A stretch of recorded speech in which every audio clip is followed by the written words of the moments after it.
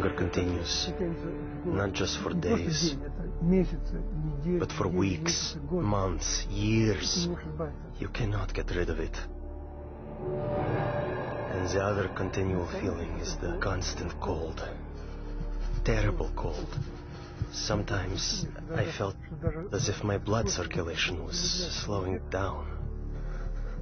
I was personally amazed at the power of endurance, because by all accounts, I should have become seriously ill and died a long time ago.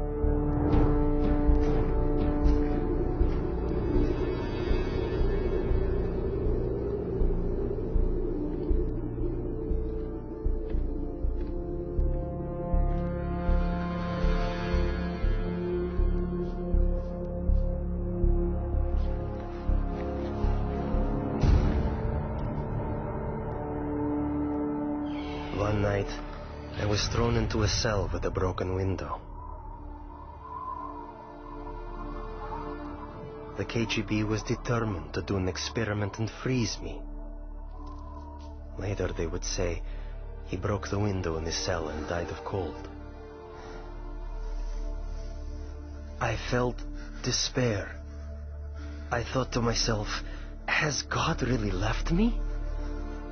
Am I really forgotten and neglected? Have my years of suffering been in vain? And in my despair, I began to pray.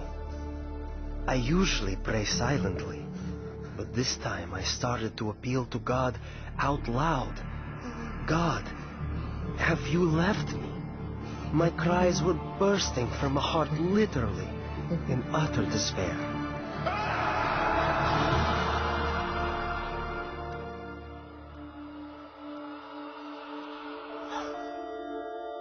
One night I had a dream. In my dream, I was told to pray for Alexander. I had no idea who Alexander was. But I told my church, and we began to pray for him.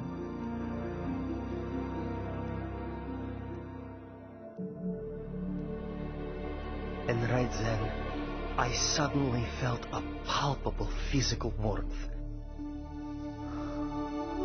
Not the kind that comes from a heater, but like when a mother draws her freezing child to her breast and warms him with her tearful breath of compassion. It was a very living, human warmth. It penetrates you as if piercing you to the heart. And inside your heart, a spring opens up, out of which flows peace. A wonderful, magnificent, soothing peace.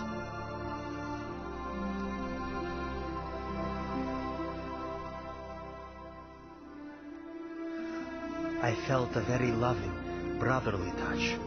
Someone's caring hand touching my shoulder. I actually felt it.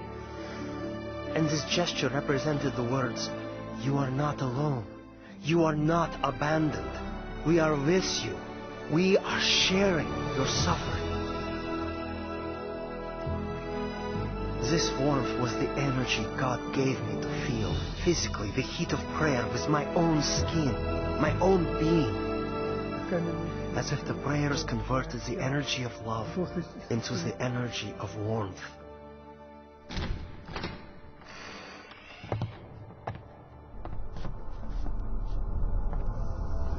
In the morning, it was a shock to my executioners.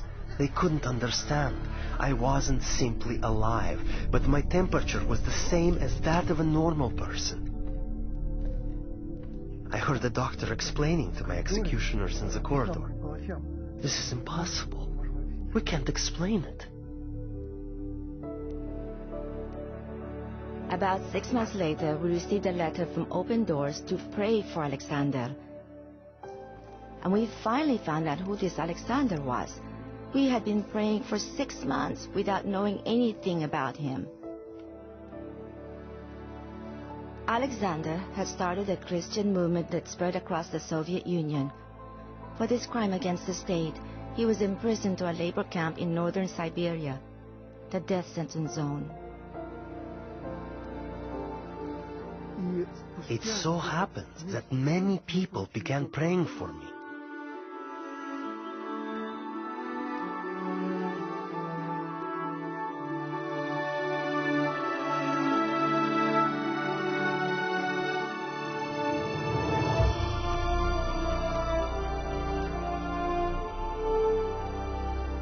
And that was exactly when they released me.